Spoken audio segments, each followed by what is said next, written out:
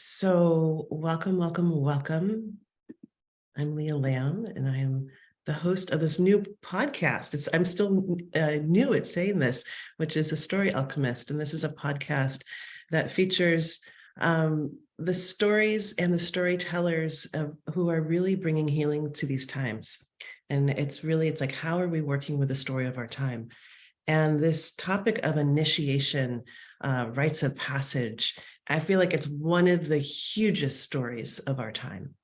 And I am really delighted to get to bring Rahel Ruach to you, who is just, gosh, like someone who I just adore, someone who I don't get to like walk through life enough with anymore. And, once upon a time when I lived in the Bay Area, I got to see you a lot more, but I haven't gotten to in a long time. But still, I'm so grateful for this time to get to be together.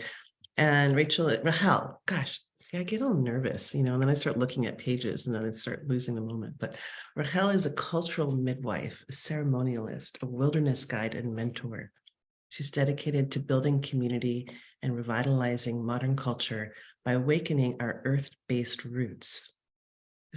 I just want to say that again, because it's like not many people, like when so many of us are like, what do I do in the world? I love this definition. So I'm just going to read it again because it's kind of amazing. Revitalizing modern culture by awakening our earth-based roots. This woman knows how to work with words. I'll just say that. Holding a strong vision of honoring and protecting not only the natural world, but our children and elders. She is trained in wilderness survival and awareness, traditional mentoring techniques, community building, rites of passage, women's wisdom, and the ceremonial arts for the last 12 years.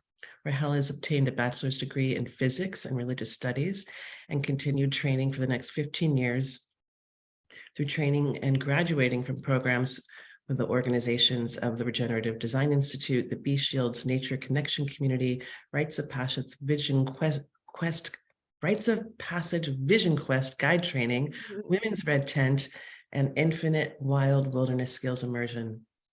Recently, some of Rahel's endeavors have been running the Nature Awareness Youth Programs in Sonoma County, spending 10 years in-depth wilderness solo time, being brought through a journey of adulthood initiation, founding and directing Infinite Wild, and leading women's cultural reclaiming and ancestral skills courses, holding maidenhood and adulthood rites of passage, and raising her own precious children.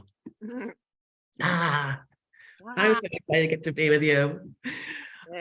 So we like to start, there's a tradition, it's a funny little tradition with this podcast, but we like to start with a little story, and it's like, it doesn't have anything to do with our topic, right? It's just like the miracle moment where we know that there's serendipity, there's magic in the world.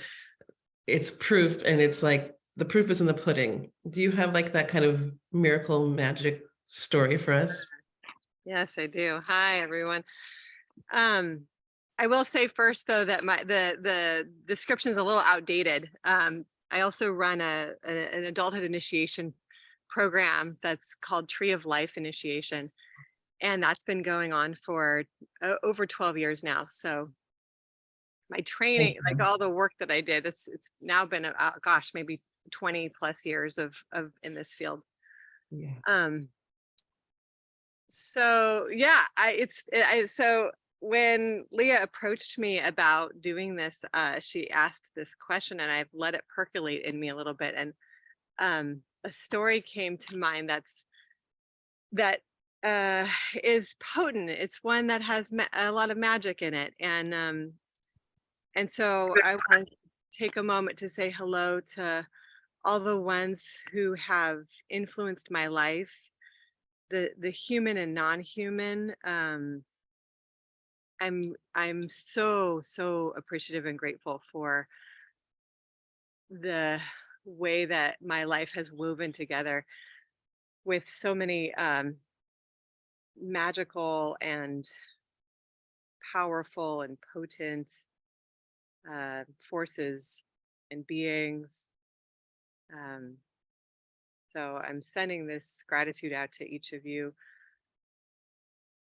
in asking permission to share some of these stories. So my story of synchronicity, let's see, it takes place, I was in a time in my life when I was desperately seeking for this question of what is it to be an adult.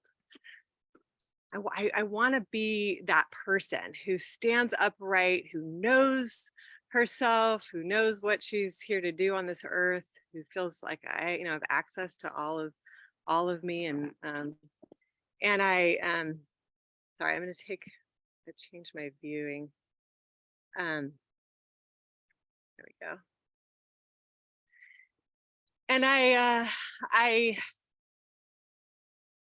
took a pilgrimage north, up to northern Idaho, just south of the Canadian border. I found myself at the base of the mountain, and I was um, positioning myself. I didn't know, each step of the way was sort of revealed to me as I went, but I was positioning myself to um, sort of dwell in this wilderness solo experience for 3 months, is what it was starting to look like. And I was at the I was up, if anyone's familiar with northern Idaho, it's about 10 miles north of Sandpoint, a little bit south of Bonner's Ferry, a few miles south of the Canadian border, and in the mountains. And this was winter time. It was the we were approaching the winter solstice, and I perched myself in this tiny 12-foot camping yurt at the base of this mountain called the White Mountains. And I was there for about a month, sitting and feeling a lot, processing. It was a lot of internal work, and this snow was building up. It happened to be one of those winters where the snow just got piled, and I would get my fire going in the yurt. And a yurt is like a little round structure. It was like a little 12-foot round house. And I'd go out to go to the bathroom, I'd be hot from the fire. And I'd just steam. And as I stomped through the snow to go to the bathroom, come back in. And I was entering into a deep ceremony. And as the ceremony was deepening, I went into, at one point, about a month in of this 3-month soul, I went into this deep visionary place where I contacted the spirit of the mountain. And the spirit of the mountain appeared to me, and it was this craggy, like old face, white hair.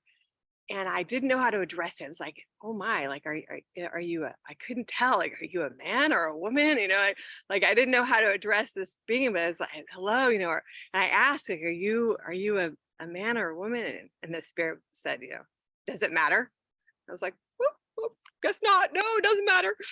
And the spirit began to share a little bit about what it is, that I was approaching. So little did I know at that point that I was going to be ascending to the top of the mountain in the middle of this 3-month solo. And in this sort of visionary state and place, it handed me a stone, a white stone, and it said, here, I'm giving you this white stone. And I said, well, what do I do with it? And again, it looked at me, well, if you don't know what to do with it, maybe it's not for you. And I was like, okay. And I had this deep impulse to swallow it. I put it in my mouth, I swallowed it, and I could feel it going down my system. And then it planted down into the earth below me. And the spirit said, this is to keep you grounded so that then you can soar with the eagles and stay grounded at the same time.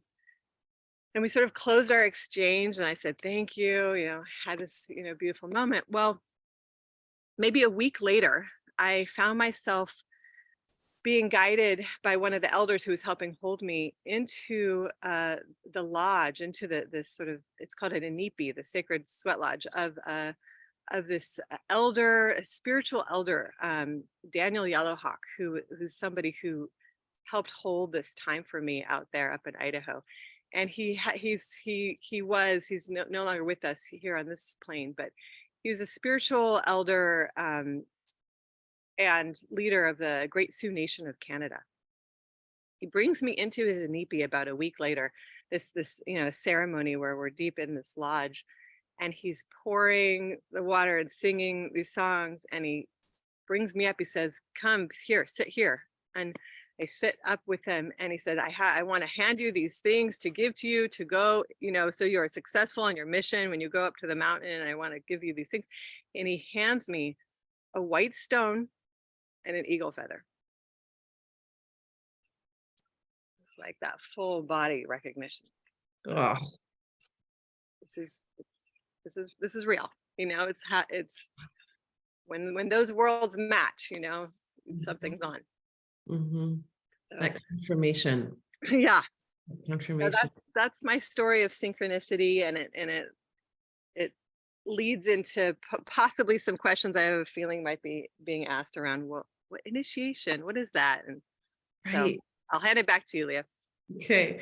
Well, before we dive into that, I want to give an opportunity to hear a little bit more about your creation story, because one of the things I love about you is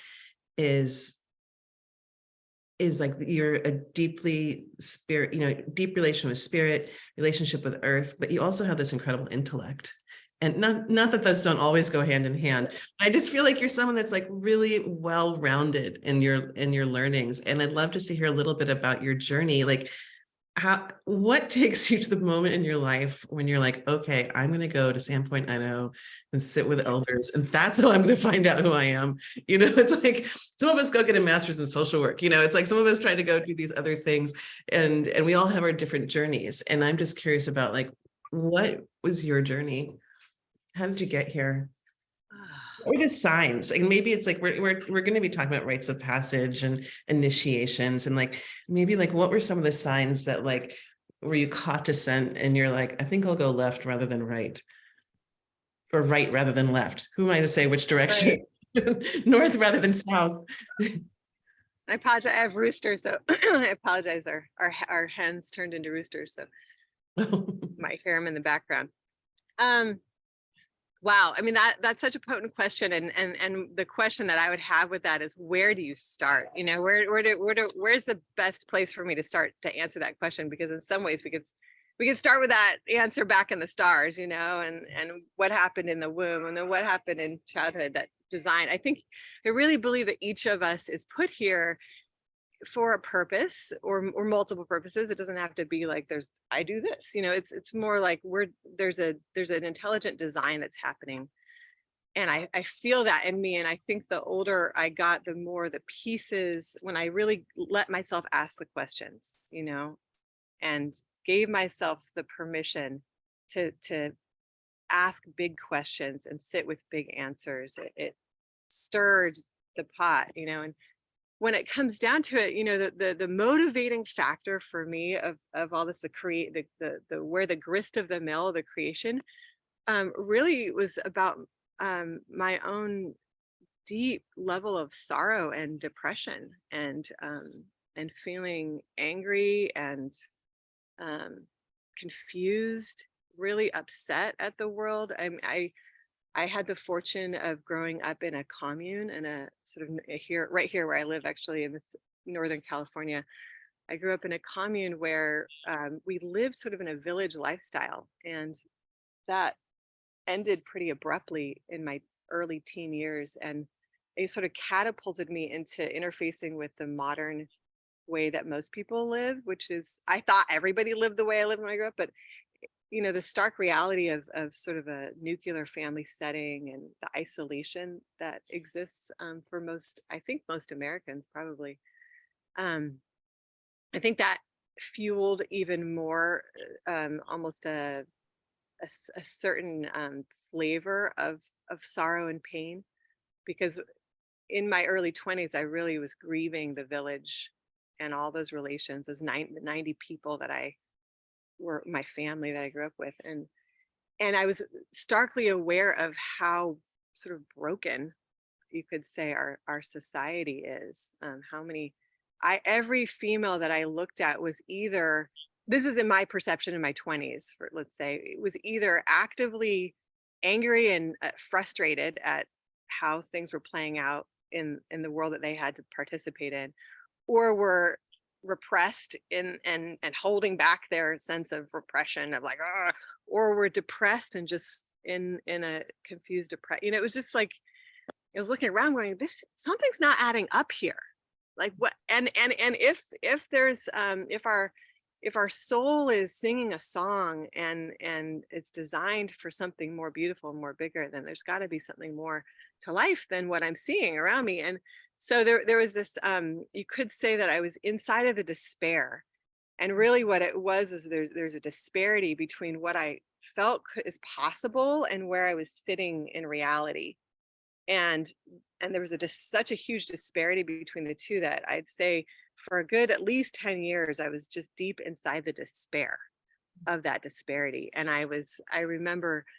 um I remember starting to leave the normative path. Like I finished my college degrees and I had traveled for years across Europe and Middle East, and had spent time wandering in South, Central America, and asking hard questions. But I remember there's a point where I deviated off the path to that point where there's like, oh, I'm not following the master's degree or the like and that choice point of like I really need to do something different. And when I deviated off the path, the way that I would say is that my frustrations became my guideposts. Mm, Where I was most frustrated became the guide, the sign that said, "This way, mm, go this way. You're on path." Like, and I would sit with that frustration and I let it rub my system to the point where I would have eventually that epiphany, that aha, of like, what is happening here mm, that I'm so frustrated about, or so uncomfortable with, or so angry about, and until that aha landed, then I would move to the next thing. And I felt like I was just walking blindly. mm, So I was in this blind, bumping into walls, bumping into things, feeling frustrated. And I remember, I'll just say a little more about that, as I remember getting to that point where finally I felt like I was at the bottom of my own well, you know, where I was so heavy with that sense of sorrow and depression. It's like you can't even go anywhere but kind of look up. And I remember feeling, and there's so much that I had accomplished in my life at that point. It's not like I hadn't been doing amazing things. And I will say, I just want to say this is that for me, I had the fortune in my mid 20s, because of the level of hard questions that I was asking, I had the fortune of intercepting elders who were indigenous elders to these lands here of the Americas, as well as there's one indigenous elder we work with who's from Hawaii, and then one from Kenya, Africa. Um, and the level of or oral tradition that I was fed, and the level of ceremonies that I was allowed to be sitting in from my mid 20s to my early 30s is really the bedrock that gave me enough courage to ask these harder questions, to look differently, and to let myself feel all of the hard feelings. There was a place for me to do that. I could, and oftentimes that place, what was that place? That place was usually me sitting by myself out in the woods with a fire all night long. I would make a commitment. I'd make a commitment from dusk till dawn. I'm tending that fire, even if it's raining. I'd make that commitment, and it'd start raining, and be like, okay, guess that's what I committed. I'm doing it. I'm showing up for that. So I'd sit, and I probably sat at least by the time I was 30 or 31 or 30, I probably sat at 50 fires by myself tending through the night, let alone some of the other ways of sitting in ceremony, which I had the fortune of sitting in the inipi, the sweat lodge, was a good cleansing.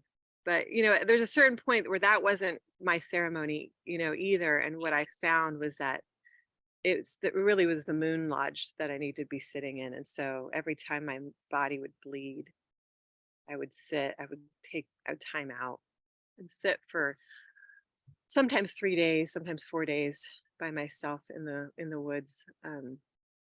or wherever I was, I'd make a little space for myself to sit and dwell. And the moon time is a time that it pulls our bodies. If we are a mooning body, it pulls us into these deeper trance states very easily. So I had this under my belt, and I remember hitting that point where I just was at the bottom of my well, and what can you do there? You know, really, like the way that I was shown and the way that I experienced it, really the only thing you can do there is pray. Whether you have a relationship to prayer or not, you're praying, And so I was there in prayer. I said, please help me. Please help me. Please show me. Like I felt myself pressed up against this thing. At that point, my deepest prayer at that point was about adulthood initiation. I was like, I just want to be on the other side of what it means to know myself in that way. And the definition that I was working with was the one I was handed by the indigenous people, the elders that I was working with. The definition of adulthood I was working with was this: to know myself, to know my gifts, who I am, what I'm here to do. Not necessarily the whole, like, I know it's like, no, just that sense of like, oh, right. This is my calling. This is where I feel most passion, most turned on, most alive to, like. And in that knowing of the self, having connection to spirit, and not just spirit like, oh, the world's beautiful and filled with beauty. That also, that deeper connection of, I am never alone. There's a source here that is infused in all life, but it's also infused in me, and I have access to that. And so that's the knowing of the self and then the second aspect to the definition of adulthood that I was working with was to be ready and able to be in service to something larger than me. Like, I'm not just self-absorbed in my journey anymore. I'm like, what's happening here? Like, but to actually get to that place where I had this spaciousness inside of me to focus my lens outward and be like, wow, what is happening here? How do I apply myself to this thing that I'm so, impassioned about? And I'm going to trust that that person has that, and that person has that, and that person has that, like other people have the other things, but this is mine to focus on. I'm working on this one. So that's where my longing was I was pinned up against that. And I am answering your question, Leah. I'm just getting around to it. Is that turning point, that place of that creation story turning point that you're saying, was in that pressed against life so hard, there's nowhere to go but to pray. And when I prayed and asked that question, the answer I got was to go north, find the elders, find the snow, find the wolves, and go north. And that was it. That was all I was given. And when I sat with that answer, and I was like, and this is here I was running a business. I was running a school, a nature school for homeschool kids. And I didn't have too much to my name. I wasn't yet partnered, and I didn't have children. I had very few responsibilities, but I did have this small business, and I was engaged in life in other ways. And I sat with that. I said, if I'm taking my life seriously, and taking this prayer seriously, and taking this answer that I just received seriously, then I'm going to meet it seriously with everything I have, because I don't know what else to do. That's how pressed, against life I was. I'm like, I don't know what else to do. So I decided to turn it into a pilgrimage. And I said, I'm going to give everything of value that I have away, which at that point was my car and my business. That's all I had. So I gave them away. I gave business to some dear colleagues who were brilliant at what I was doing. And I said, I handed them my clients and children, and like the families that I was working with, and they took it over. I gave my car away to a friend who needed a car. And I went on a 40-day walking pilgrimage north to Idaho. And I said, every step of the way, I'm going to be in the prayer, because I need this for my life. I need to understand how to do this. So, and that's what put me at the base of that mountain in Idaho, was that was the sort of forerunner into that. So that's a smattering of ways to answer your question, Leah. Oh, it's so much richness in that, and so many strings I want to pull on. And there's something that you don't know, which is that I met you right about like maybe a couple months before that journey to Idaho. Right. And I remember being so struck by you. I remember being really called to support you in whatever way that I could at that time on this pilgrimage, this journey. And in my phone to this day, you are in my phone as Rahel, Idaho. Because you were on your way. That's how I knew how to distinguish you from all the other Rachel's in my phone. And gosh, that bottom of the well moment, I'm thinking about the context that you have and that you were working with. Listening to your story, the images that kept coming up was like I could just see these hands at your back. Mm-hmm. It sounds like you repeatedly knew how to place yourself in places where you could receive the support from spirit, from the unseen world, from elders, and like, wow, what a journey. Yeah.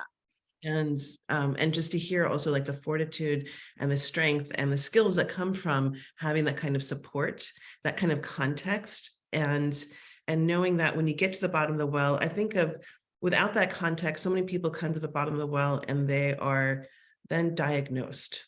They're Mm, diagnosed with depression. And then and it's like and without this greater context, this greater technology that we have of how to be humans and how to be humans on this earth and how to be with an earth that is actually part of our growth and our healing and something to be in relationship with.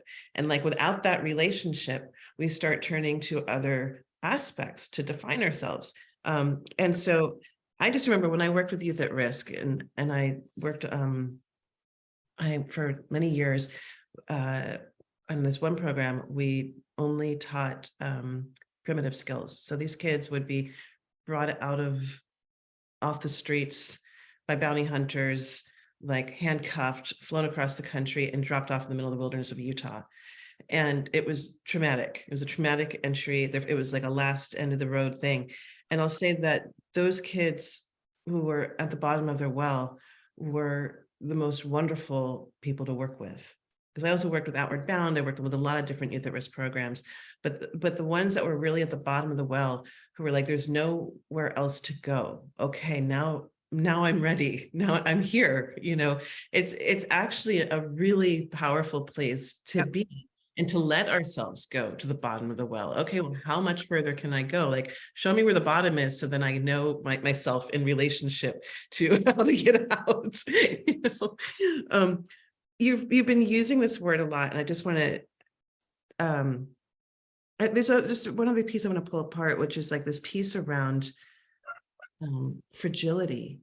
Because I think that also writes the passage. There are these moments you're talking about when we're scraping up against these things that are really painful. And that once again, when we have context for how to meet the pain, it can bring strength. And when we don't have any context for how to meet it, it can do some other things to us. And so you've used a lot of words, and I think it'd be kind of fun to now unpack them for those who aren't as familiar with them, which is ceremony. Mm, What can we go back and just talk about, because I love all the different expressions, like life is ceremony. yeah. And then there's also these formalized traditions of sitting in ceremony. And Yeah. so could you unpack that for us? Yes. I also want to bookmark the word elder. And I'd Okay, love to talk about that too, great. what that might mean for Okay. myself or others. Um, ceremony. Ceremony is I'm going to speak just from my own personal experience, my knowledge base, my viewpoint. I'm sure you would get different answers if you asked, obviously different people. But I understand ceremony as functional. It's a functional container, and it's going to look completely different depending on what is it that a person is intending. What is your intention? Because ideally and ultimately, a ceremony is crafted to support and nourish that intention. And sometimes there's ceremonial containers that are already crafted and set, and you walk into them, and you're forming your prayers or your intentions as you walk into them. But that ceremonial form is old, and is has been crafted over a long, long time. But a ceremony is, for me, it's a container in time and space, physical and spiritual space, that has a beginning and something happening inside of it and an end. It's a clearly demarked experience. And in that clearly demarked experience, and the beauty, and I'll say that in the clearly demarked experience, there's spirit is being called in to it. It is being asked to come and be a part of it. And at the end of it, there's a gratitude and a thank you and a releasing of those spirits, so that they know, they're aware, those ones that are helping are aware of when they're being called in, and then when they're being asked to say, to like, or allowed to go if they feel like they do want to go. And what I discovered, because I run a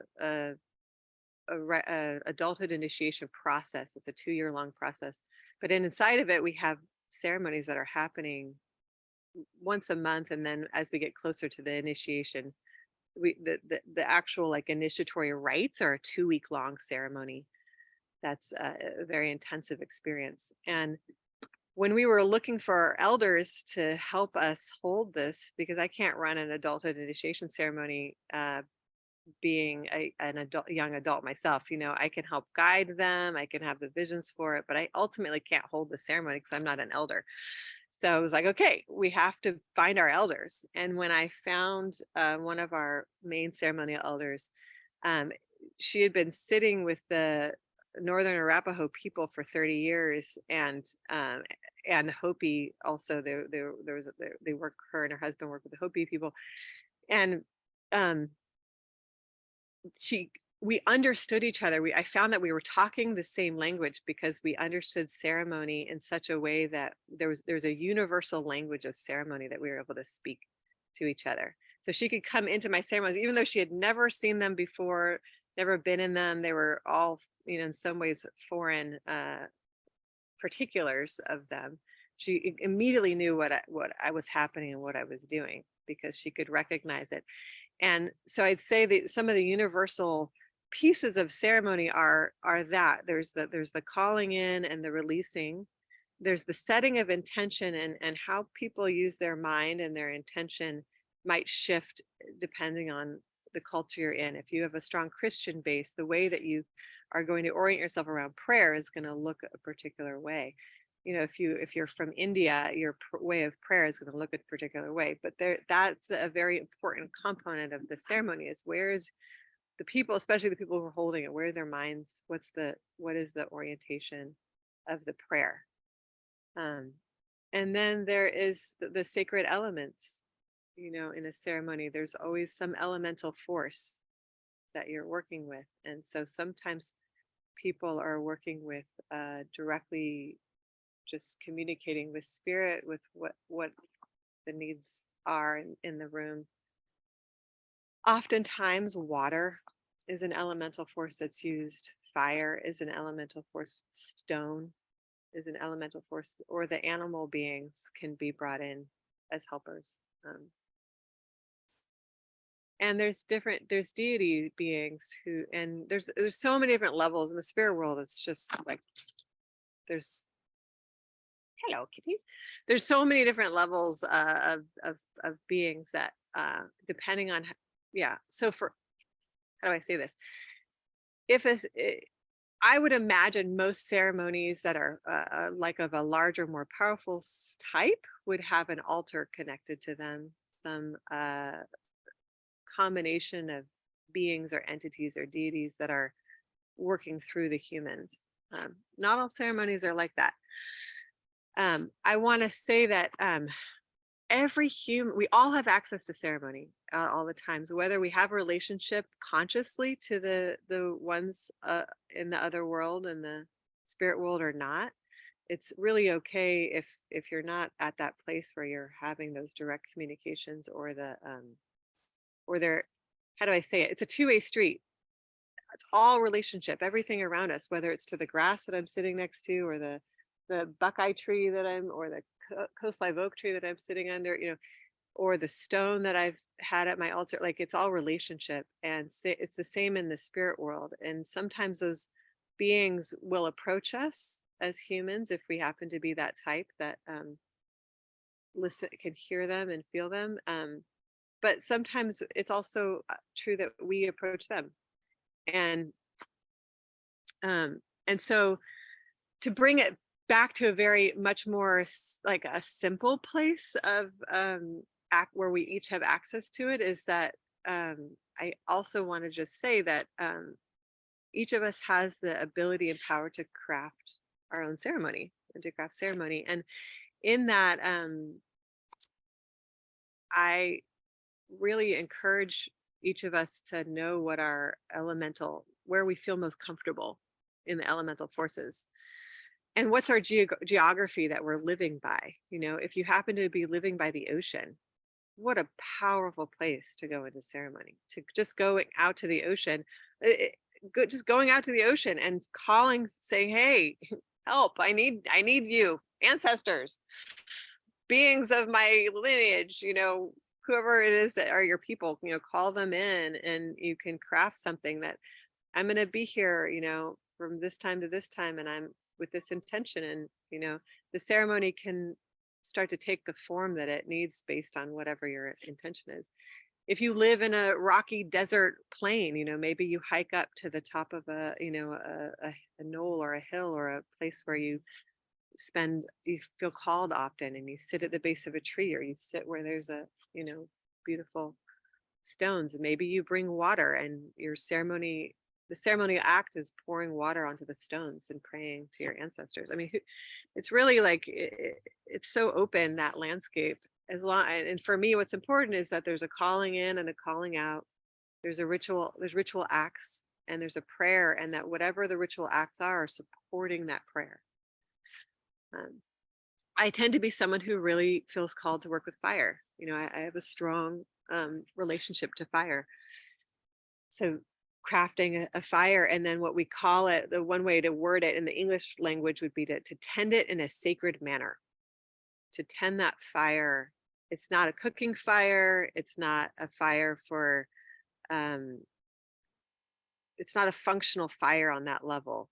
It's not just about me sitting at it to stay warm. I'm not roasting marshmallows over it. I'm distinguishing this fire as a sacred fire by only tending it in a way that is for the purpose of the prayer that I'm there to sit at it with. And when I sit by that fire, maybe it's very potent. It becomes a doorway. The fire becomes an open doorway between myself and spirit, and whoever I'm wanting to communicate with, my ancestors, my loved ones who've just crossed over. Some of the most powerful ceremonies I've sat in is when I've had some loved ones who have passed, and we make a commitment to put down a 5-day sacred fire, 4 nights and 5 days, where we're sitting by that fire and there's someone tending it all night long, all day, for that person. And we sing songs to that person. We tell stories of that. We're laughing about what's their life. We're crying for them. We build an altar to who they are. Maybe their different photos of their life, or objects they love. We make their favorite foods and drinks. We pour it into the fire. We feed the fire their favorite foods. So that's a much bigger, but the smaller version of that is like, okay, it's just me, with this prayer for these next 3 hours, or for the night, or whatever it is, and to make offerings. And that's a very common component that you'll find inside of ceremonial containers. There's oftentimes physical offerings that are made. And those offerings, again, one way that I've had it described to me, and maybe I'll end here so that we can move to another question you might have, is the most powerful offerings are ones that your hands have had work in, or that come from your voice, your throat. So somewhere where you put energy into crafting. So, those offerings can be something. Sometimes I have the people I work with, we they'll braid things. They'll either, I mean, if you have access, if you have a relationship to fibers, then you can make the fibers, but to braid them and to make them into offerings, and those can go into the fire. Plant materials. We often work with cedar, for many reasons. Tobacco, corn, ground acorn. I work with acorn a lot right now because that's the land I live on, is the acorn people. And as we feed the fire or feed the earth or feed the altar, the stones that we're sitting at with our offerings, something opens up. The spirit world goes, oh, you see me. Oh, you actually, like, you're giving me a gift. Well, maybe I'll lean into your reality then, and it opens the exchange, and then it feeds it. And the more we feed those worlds, the more they start to show up for us. Yeah, I love that. I remember when I was in Hawaii, we were really taught a lot about the culture of bringing gifts, of making offerings. Yeah. What that does, it's like, how do you feel when someone comes over to your house with something to feed you? You're like, well, thank you. My heart opens, and I want to feed you too. It creates this generative relationship. You're reminding me of an experience that we had, which was one of the more magical, stranger experiences that I've had in this space, which was we were doing a fire that you were hosting, and it was in the Oakland Hills. I don't know if you remember this. And this was, usually we would do them out in Sonoma. So we were out more in a more wilderness setting, but for some reason, our friend Joe T was house sitting at this spot. And so there was this backyard, and we were like, okay, we can host it there. And this was like within a decade of the Oakland fires. And so being in the Bay Area, the smoke was still very alarming to people. And we were setting up the sacred fire, and we were setting up the space, and we hadn't quite yet walked in. It was like just moments before we walked in when the fire truck arrived. And I don't know, something in me just came alive, and I just like ran up the stairs and I greeted them, and I was like, hello, thank you so much for coming. I just like, some other part of me just like came on board, and they were like, great, and I was like, yeah, we're just having a little camp out in our backyard. And they're like, oh, okay. So like, can we come down and see it? And I was like, sure. And I was just positive that they were going to tell us to put out the fire. It was like all logical mindset would say that they were going to tell us to put it out. And they came down, and I'll never forget, it was a woman fire, it was a woman fireman. It was, yeah, it was a woman, and they surveyed the whole thing, and they said, great, have a good night. And I think I said, thank you for what you're doing. And I was like, thank you for making it, creating a space for us all to be safe, and assuming that they're going to have us put it out. And she turned to me and she said, thank you for what you're doing. And I said, have a good night. And they left. Mm-hmm. And we got to continue to have our fire ceremony that night. And yeah, I love it. Yeah, it was a beautiful moment. I'll say that the best conversations and how do I say, interactions I have with people are usually people who are part of the fire department, because they're so relaxed about fire. They have a real relationship to it. And in that relationship, they know that forest fires and fires that hurt homes and neighborhoods don't happen from people sitting around a fire that they're tending for ceremonial purpose. So there's a whole category in the fire department world. There's a whole category for ceremonial fires. And even when there's, in our area here, even though we're in the middle of the woods, when there's a fire ban, we're allowed to have ceremonial fires, because they say there's never in the history of all of the fires of California been a fire started from a ceremonial fire, like a forest fire. And I've had a fire chief tell me, you can have a fire, as far as I'm concerned, even when there's a fire ban. It's just like, so relaxed. They're so relaxed about it. Love it. Aware and relaxed. Yeah. So, Elder, you said you wanted to go there, and I also just want to be a little aware of time, because people might not be able to stay past the hour. So I just want to say two things before we continue on with our rich conversation, which is Rahel is one of the guest teachers for this great big rites of passage journey. And we're going to start talking about rites of passage in a moment and getting into like, what is rites of passage? What is initiation? That will culminate in a 10-day experience in Crete. And I'm so honored and delighted to get to be co-creating this with you. It's really crazy fun. And so if you're curious about that and want to know more, I'm actually going to be doing an information session at 11 a.m. And I'll drop that link in here if you want to join us for that. And I'll just make this plug also that Vision Stories is coming up for the School for Sacred Storytelling, which is a 4-week class. And that's where we get to really come into that space of deep dreaming, this kind of deep listening that Rahel is talking about. And how do we catch the visions of our time and then give them back as stories? And so it's a storytelling class. It's unlike any other. And I'll put that link in there. That was our commercial break. Now back to you.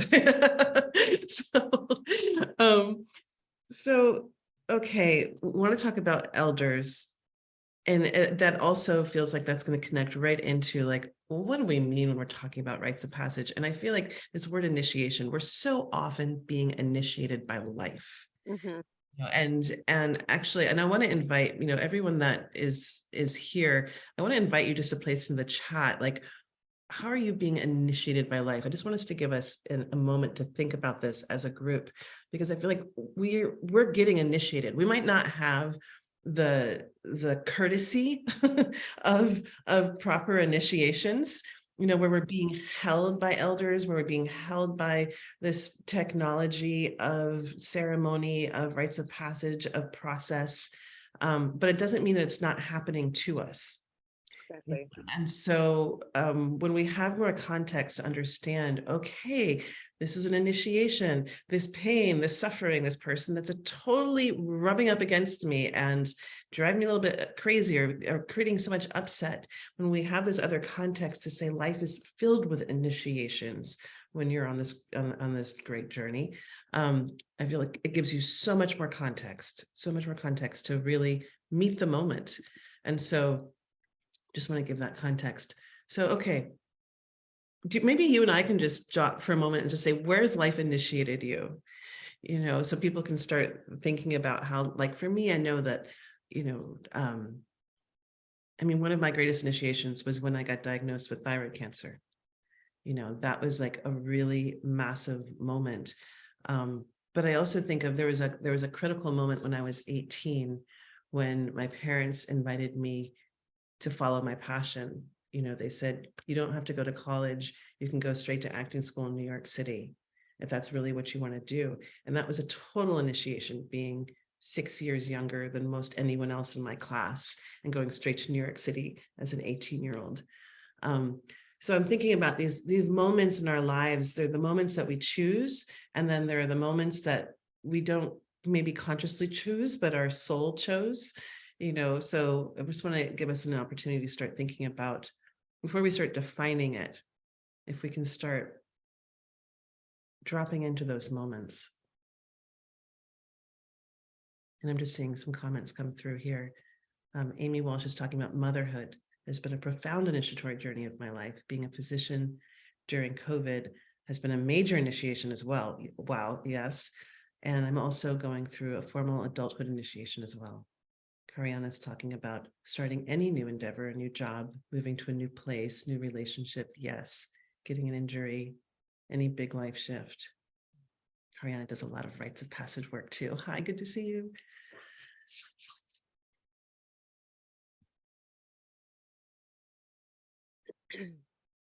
So, initiation. What does it mean to you, Rahel?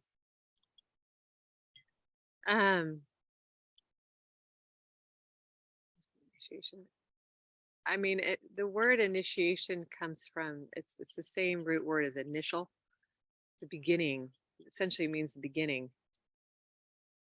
So to be initiated, it's denoting a threshold moment of, we were over here doing something and now we're at a threshold and we're at the beginning of now something else. What are we being initiated into?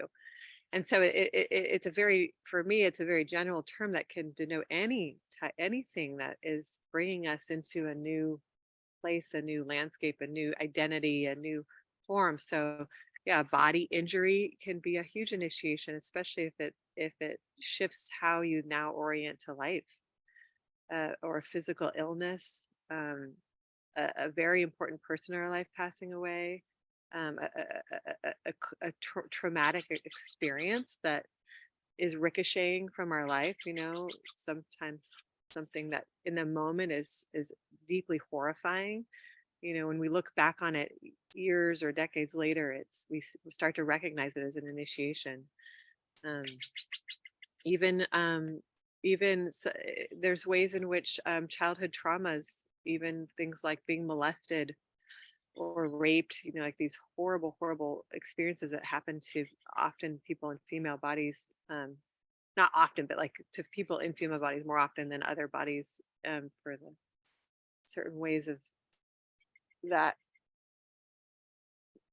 that the penetration and entrance that can happen, that can be an initiation, and obviously for male bodies it happens too. But so anything that brings us into that, it sometimes pivots us into a whole other, we're not ready for it necessarily, we don't even want it, there's nothing about us that's calling you, we're like, "Bleh," and suddenly we're in that new place or that new viewpoint.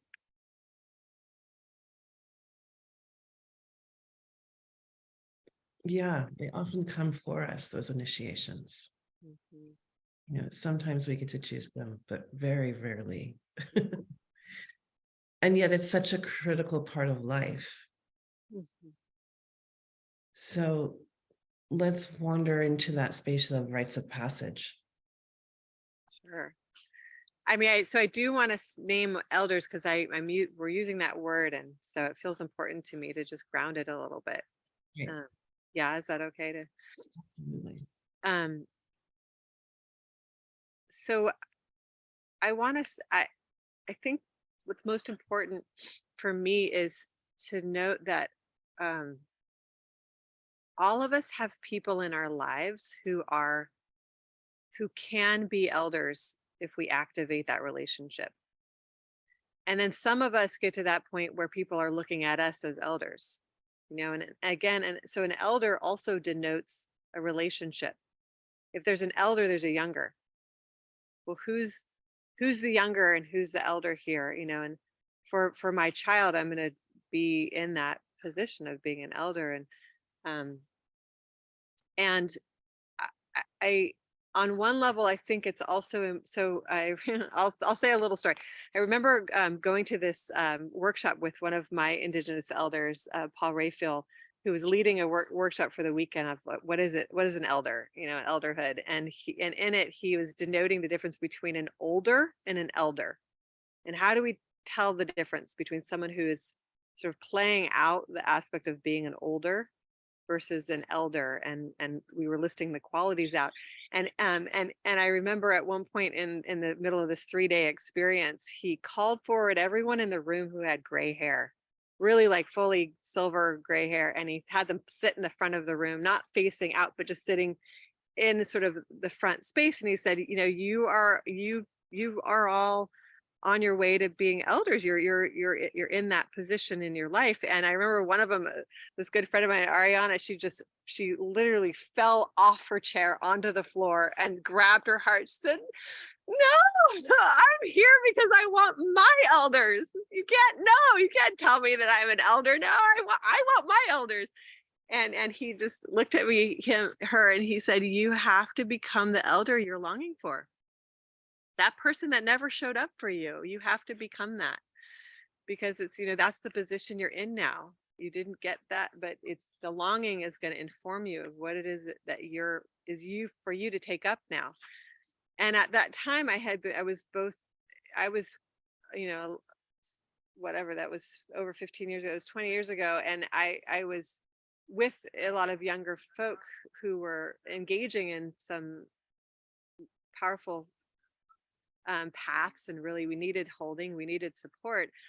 And when I was looking around, I thought, well, who do I get to call on as elders? And there's this way in which my mind could have gone to this place of like, well, an elder has to be like this and that, and only these certain people could be elders. And I started dispelling that myth. I said, well, what, you know, the qualities that I'm looking, that we're looking for in somebody, it's really like people who care, people who have the capacity to listen. They're not filling the entire space when they have a younger person there, they're not filling it with all of their information. They're actually have the capacity to say, what's happening for you? What's happening in your life right now? You know, those are probably some of the two main qualities, that they care and they have the capacity to make space for the other and really listen to them. And when I was going on my own deep journey, I formalized certain relationships in my life. I said, can you be an elder for me? I need to have someone I can check in with once a month, and that will then show up for me in this, when I'm in this particular passage to come. And I remember partly what was happening is, by my need as a younger person, I was calling them forward to their role as an older person. And there was magic that got created because of that. It And I was, remember when I was up in, I'll just say like quickly, when I went up to Idaho, for instance, I knew I needed elders to hold me. I didn't know who those people were going to be. I knew one, Randy Russell. I knew him, and that he was an elder in, part of this wilderness school that I was connected to, that I went up there for. But I didn't know anyone else, and so I literally picked up the phone. There was a group of people who were they're kind of like sitting on the board of directors a little bit for this wilderness school. So they were in a position of of helping hold something. So there was a relationship there, but I didn't personally know any of them. Hi, you don't know me, but can we go for a walk? Can we go have some tea? I would meet, and I had 6 people that I ended up building relationship with up there in Idaho, where I came to them with my deepest need and longing. I said, please, like, I'm going through this intensive experience, and I just need someone to help hold me or support me through this. And each of them said, I can't help guide you necessarily, but I recognize what you're going through, and I can show up for you. I can be there for you. And just that, like, that was all that was needed, is someone who had more life experience than me, 20 to 30 years life experience, who could who could show up, who could listen to me, who cared, who's tracking me a little bit. And then the magic ensued from there. And so one of the reasons why I wanted to name this with elder is because I want to demystify it, and I want it to be able to activate us each in our own lives, whether we're playing the elder for a younger person, or we're looking at the people around us of who can really be that elder for me, and to not be afraid to formalize those relationships a little, to concretize them by making a real specific request of those people to lean in to our lives. And it and I could go on and on about some of the stories of how beautiful that can create um, more fabric for being, for culture, for being held. I love that expression of more fabric, and Yeah. it creates a tighter weave. Yeah. There's less places for you to fall through the cracks. And Mhm. it's interesting. It's like, I have some imagining at some other time when cultures were whole, and those people who were older and were elders because they'd been held by elders, and it was just a thing that you do, automatically looked out for the younger people, and they were witnessed, and there was a holding and all this stuff. And now we're rebuilding. A lot of us are living on, on places where there was, we left. We are those that are the products of family who left their original culture. And so now, it's like we understand. I always think about it like gardening. It's like we're the transplants, and we're laying down our roots again, and we're learning how to do that. And there's something profound about getting to be replanted, because you've got a little bit more space, so we're mixing and matching all these different cultures.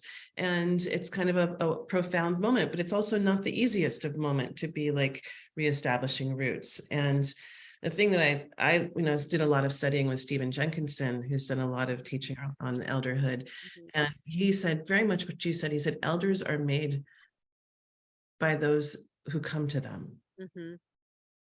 It's like, I mean, I think of all the nursing homes where there are so many older people that have been shipped off to the edges and no one comes to them to ask them for their life experience.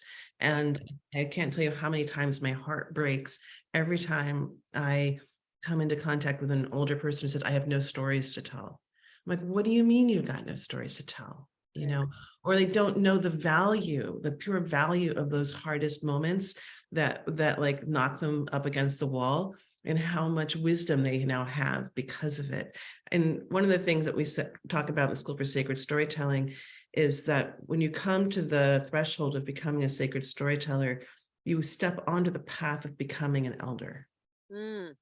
And it's like, it's not like you're there, but I know more 20-year-olds these days who are on the path of becoming an elder than olders who are claiming that place of being elder. But I think it's also because a lot of those 20-year-olds now have models where elders are sexy. I don't know, like in my culture, like in my community, like, it's a cool thing to be an elder. Oh yeah.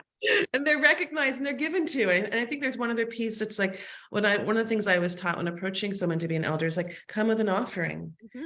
That this is a generative relationship, feed them, nourish these relationships. Hmm. So rites of passage. Rites of passage.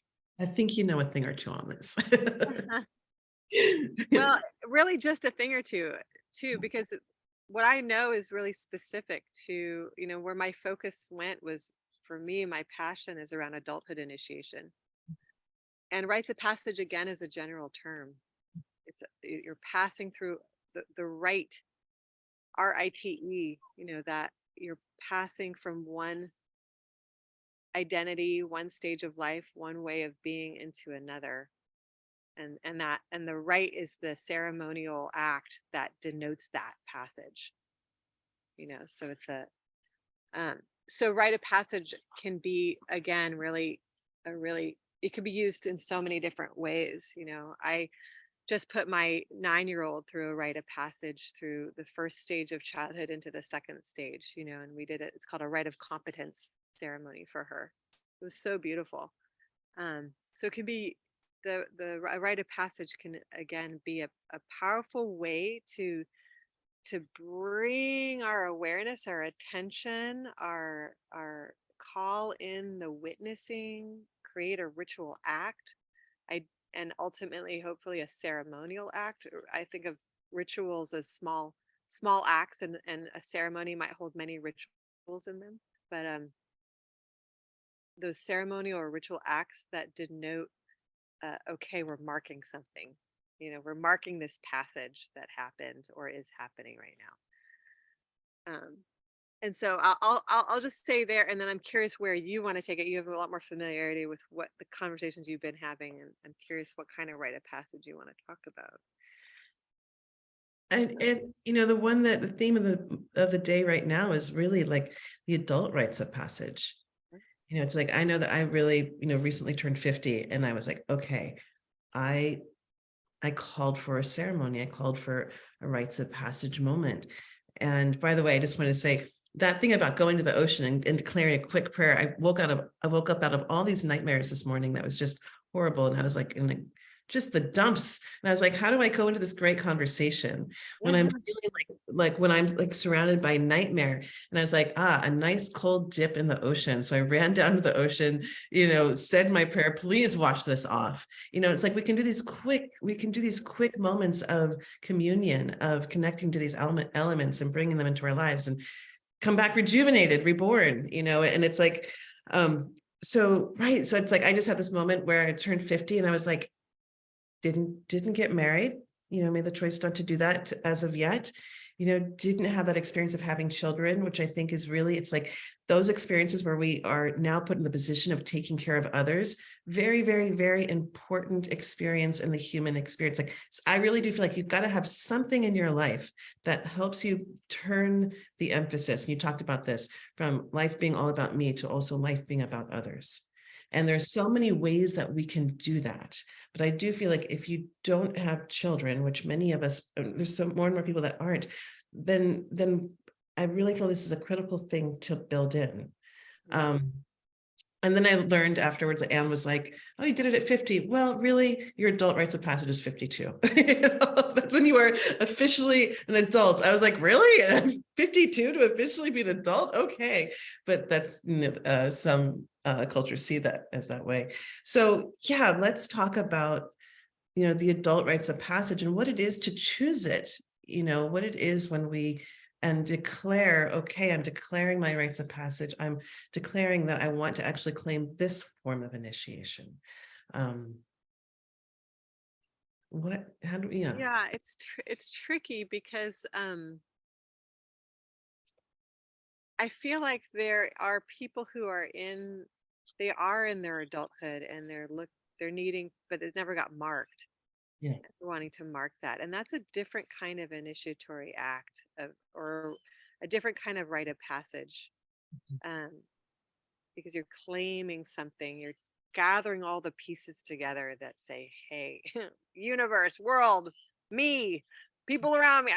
I'm naming this for myself. I'm declaring this. I'm this. Well, and I want to interrupt 1 second because Yeah, there's so many other things that are coming towards us. Like we're seeing mothers saying, hey, I just went through a major yeah, initiatory experience. I would like this to be honored, yeah, witnessed, held.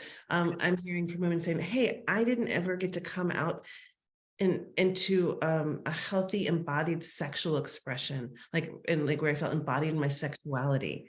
It's like I want something to be able to mark that and claim that and call that.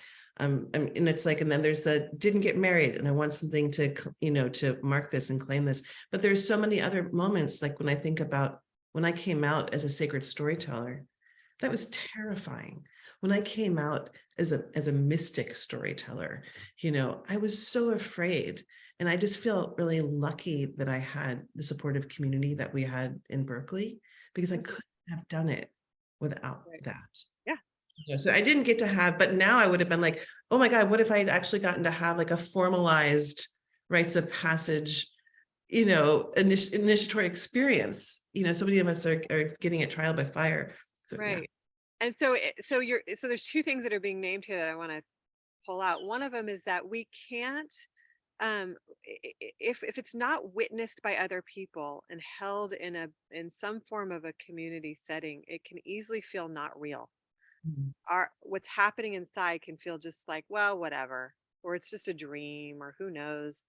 And it's the witnessing, it's the seeing, it's the reflecting, it's the shifting of how people maybe talk to us or treat us or name that creates another level of reality that we that so that it's a really important element um to have that inside of any type of rite of passage experience. So we could have gone through the ordeal, but without the witnessing, the ordeal just can fade into. We don't have a way to integrate it. Yeah. And so I will say that the other thing I want to speak to is um for people, it's a different journey for people who haven't gone through the initiation yet, who are feeling the rumbling inside their system. They're feeling the call to something more. And let's just talk about adulthood initiation. I am happy to zero in on that. Before adulthood, before we're inside of what cross that threshold, there's this, oftentimes there's a soup of, sometimes I really like the metaphor of the caterpillar and the cocoon. There's this stage where the younger self is been out exploring and figuring things out and maybe very reactionary in the world and doing things, and at some point there's a deeper dream that's starting to rumble inside of us, a deeper call, an aspect of ourself that's like, I'm not being fully used, my life is not being fully taken a hold of, and I'm feeling a call to something more, and that something, that call is often when you start to research, rites of passage initiation, they talk about these stages. And so the first is the call, being called. And then there's that severance, that threshold moment of like, okay, I'm entering something. I'm going to enter a journey, a way of moving consciously toward this thing called initiation, this threshold. And we have to sever from the way that our life was operating in order to do it. And then the third piece is there's an ordeal. And so what I'm speaking are these pieces that in a healthy culture, which most Americans are not living in a culture. We live in a society that is sort of devoid of culture or has cultural aspects that are hanging on from wherever our ancestors are from, but we're kind of trying to piece it together. But in a actually intact culture, the village would be the community that would be holding young people through this initiatory process. They'd see the rumbling in the young people. They'd see the energy starting to rise in them to be something more, to do something more. And young people who aren't put through initiation are dangerous because they think they get ahead of themselves. They think they know this and how to that, da, da, da, and they're making effect on the world, on other people, without being lined up with what is how their actions are going to impact reality, and especially the future ones are, so the reason I'll just say one of the reasons why I'm so impassioned about adulthood initiation is because I honestly see our country in general, like the leadership and a lot of what happens, the decision making is coming from these uninitiated places, and we're in quite a bit of a mess because of it, and we continue to be. We will continue to be. And so in a healthy village, the young people, they're being recognized, like, oh, the energy is there, and then they get taken. The elders come and they take the children away, they take the young ones away, and they create that severance, and then they put them through an ordeal. And when they come out the other side of the ordeal, if the ordeal is orchestrated in an intelligent way and in a beautiful way, then it's helping line that person up to have access to who they are, they've met their soul. They've gone on that soul journey. Something's happened for them. Usually it's a deep time in nature. Oftentimes there's time alone in nature, in an orchestrated situation, because our relationship to the natural world is what helps us understand ourselves as human. We need that relationship to what it's like when the sun rises, and being out all night when it's cold and it just gets darker and colder and darker and colder, and we're in the depth of whatever we're inside of, in that deepest cold dark place. And that's the spirit time, is that time at 3 in the morning or 4 in the morning. And then we can't even believe it. Is there silver happening on that eastern horizon? No, it's still just stars and it's dark, and then wait, actually, I think there's actual silver, and like, is there warmth and light coming, and that like beautiful inspired hope that happens when like the whole eastern horizon starts to light up, and the color starts to come back to the landscape again, and warmth comes back into our body, that brilliant experience of the sunrise when you're really out in it, and what happens with the sun travels across the sky and when it sets again, like there's a way in which our human orientation, it it starts to all make sense when we get that connection to nature. So an initiatory process, like all the ones I know of that are from the cultures that are rooted in a place, in a relationship to a land base, it's usually there's the ordeal has to do with a connection to the natural world and alone time and silence and listening, and there's different ways that ordeal can happen. And then there's a coming back, being received back by community and society, and being witnessed. And like the drums are beating, the people are celebrating, like, yeah, welcome, you made it through, welcome here, And there's a joy and a celebration of receiving that person, and then treating them differently. Ideally, there's a different stance of how they have a different role. There's a different way that they're allowed to do different things. Like in the Hebrew tradition, one of my lineages is the Hebrew lineage. The young person who goes through a rite, they now are considered one. They can be in the minyan. They can be one of the people who stands in prayer. They can read from the Torah. They can stand up and participate in that way. As before the rite of passage, they're not considered. They're a child. They're not considered someone who's adding value in that way to the prayerful life. Um, So having a shift, of role or a way of enacting in the world is an important piece coming out the other side.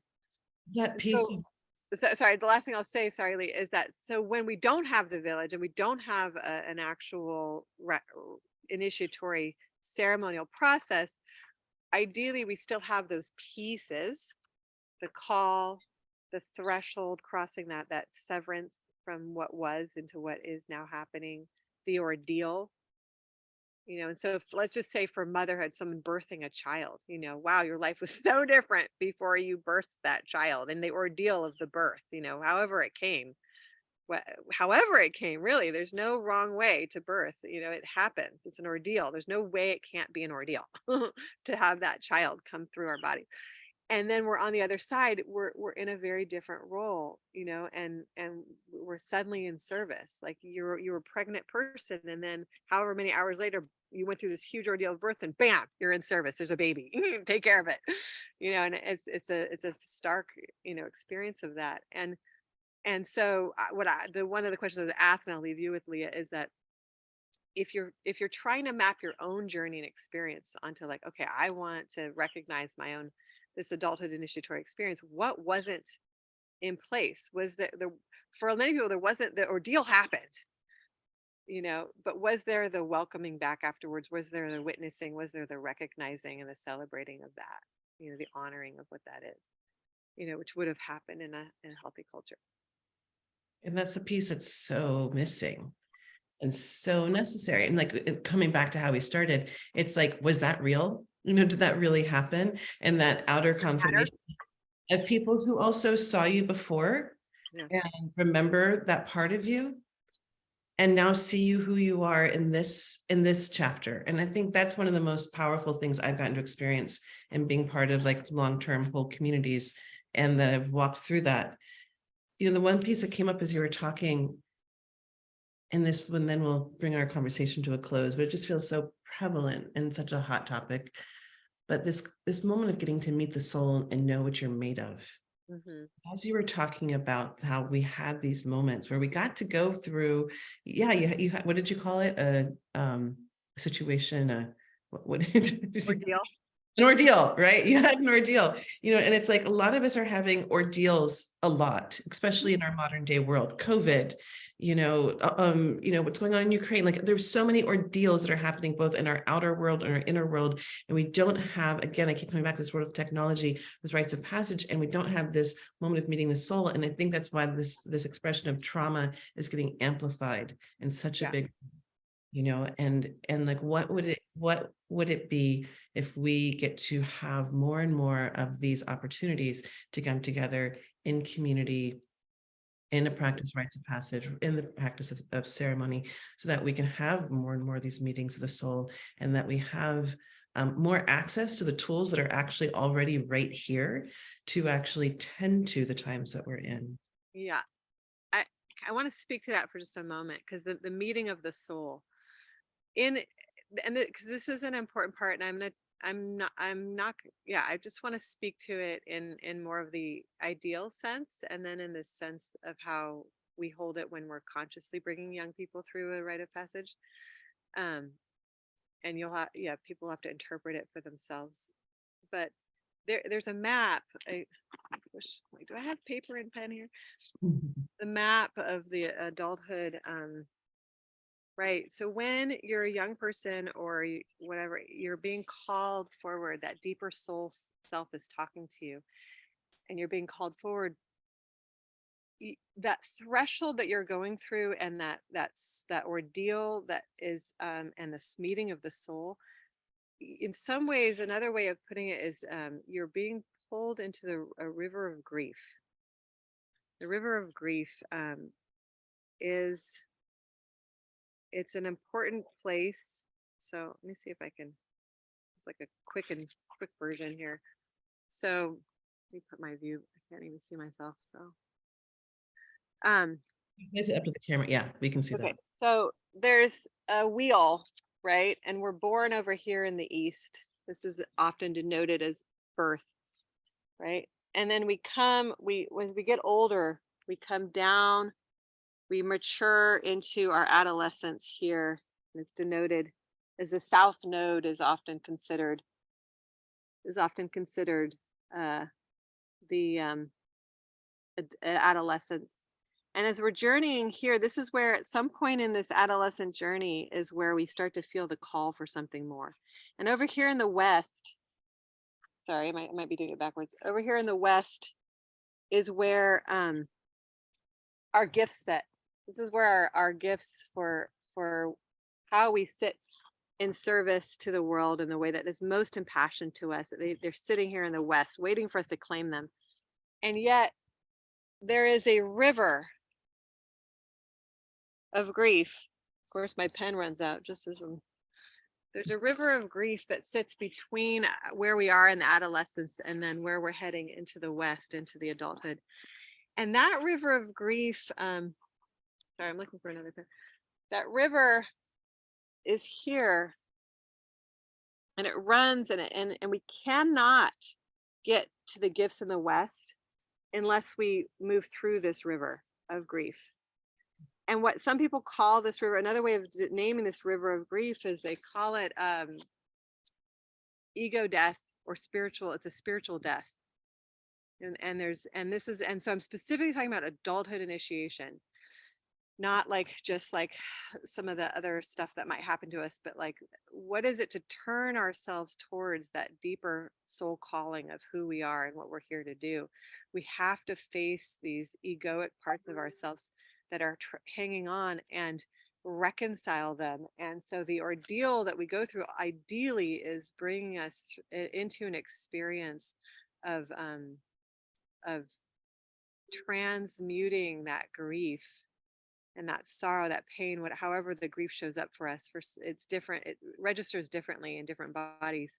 And in the releasing of the ego, the smaller parts of ourselves. What is it? The definition of humility that was it Nelson Mandela gave, or is it, or it's not humility isn't necessarily about acting small. It's sometimes it's calling us to act to our largest self, for what? In service to something more, in service to something bigger. And so in the reconciling of that ego death, we have to let go of a smaller version of ourselves and come into this deeper soul recognition of what we're here to do. And it's not a simple process, not an easy process. It's not necessarily a process that the way that I was shown and taught is that it's something that either life takes you by the scruff of the neck and pulls you through some pretty, oftentimes a pretty intense experience, like traumatic experience, or we're surrounded by our elders, our community, our people that, okay, we're holding you in this. To do it alone is not a simple matter. And so in that when in the meeting of the soul, what happens is that recognition, of I am part of creation, and I was designed in a way like I matter, I'm important, I have something to contribute. And the thing I have to contribute is coincidentally, beautifully, synchronistically, it's also what is bringing me joy. It's what brings me alive, because my life is aimed for this. When you look backwards and you see all the stepping stones of your life, you're like, oh, this has been talking to me since I came in. Like, okay, that often happens for people. And what is it to claim that bigger version? It's not, that's also not simple. And it's also not, how do I say this? It's not a path that goes like this. That's not how life works. We do this. And if you've ever been at a birth or in a birth, you know that like the contraction happens and the baby's pushed 2 centimeters down, and then it stops and the baby literally gets sucked back up a centimeter. And when you're in it, you're like, I'm going backwards, nothing's happening, it's all doesn't matter. And then the contraction happens again, and you're pushed forward and 2 more centimeters, and then it stops and you go backwards. And every time you go backwards, you think that it's not working, and then eventually, that the contractions are strong enough and intense enough, and that the baby comes out, it pops out, and it's like, oh, okay, I'm not going back again into that other way. I'm here, I'm doing this, so it's not a straightforward path either, I just want to say. Such an important aspect. Like there is no straight line in nature, and so it's normal. It's perfectly normal for all that. And you're making me think of desire, like when, like, I really feel like you get to connect with the desire, and which has been kind of made into a lustful term. But when we go back to the etymology of desire and following our soul's desire, it's actually connected to desire, which is from the stars. It's like following the imprint of our cosmic soul journey. And so we can come to those places where we really get to listen to our deepest desires, then we get to come to following the journey of our path, right? The things that bring us pleasure and joy. And that, I love what you said, like your life matters. Your life matters. And we're in this time of so many dangerous stories where like these little fringe stories are like, people are bad for the earth. It's such a bizarre thing that we're like living in this time when there's this question. And yet again, coming back to this simple place of, oh my gosh, when you actually know that your life matters, how wonderful is it to be here? How easy is it to look around and be like, that young person, they might, maybe they're not quite ready, maybe they don't know how to ask, but at least I can offer myself. And or maybe it's like, yeah, my life matters. I better start learning how to be here in the best way possible and go find myself an elder and court an elder. It's like, and how do we claim these moments of rooting ourselves here? Oh my gosh, thank you. Thank you for this rich conversation. I'm seeing hands go up and the thrills of being here, and wow. So bubbles are being blown. Wow, that's great. That's a first, Riva. Thank you. Hearts are being made. Thank you guys for your cheering, your vivacious cheering. And I'll just say again, Rahel and I will be working together in this Rites of Passage retreat to Crete, and she'll be part of the preparation process and the gatherings on Zoom. So if you want to hear more about that, then I put the link up there. You can join us at 11 o'clock. Not Rahel, but actually Dimitra, who's going to be the other guide that's going to be there. And then also, as you heard, Rahel does this. She lives in Sonoma County. She holds she's got the Tree of Life initiation, and you can learn more about that. And I'll put links when we finish all this, and links will. So we're in a dormant phase right now. We're kind of restructuring our leadership, but there's a lot of beautiful information on the website right now. I feel very lucky that you guys are hibernating that, so I got to play with you at this time. Yes. Yay. Thank you, Leah. You are a rock star. Beautiful, bold leadership. Thank you. Thank you. And if people want to take themselves off mute, and hi, Beth Long. If you guys want to take yourself off mute, hi, Beth. If you're with us, give a little hoot and holler. I just invite you all to take yourselves off mute and send Rahel good way off to her day. Can't wait for Crete. Yes, Maria. Ooh, wow. It was wonderful. Thank you both for your magic and your radiance. I'm grateful. Thank you so much. Thank you. Have a lovely day. Bye, everyone. bye. Bye.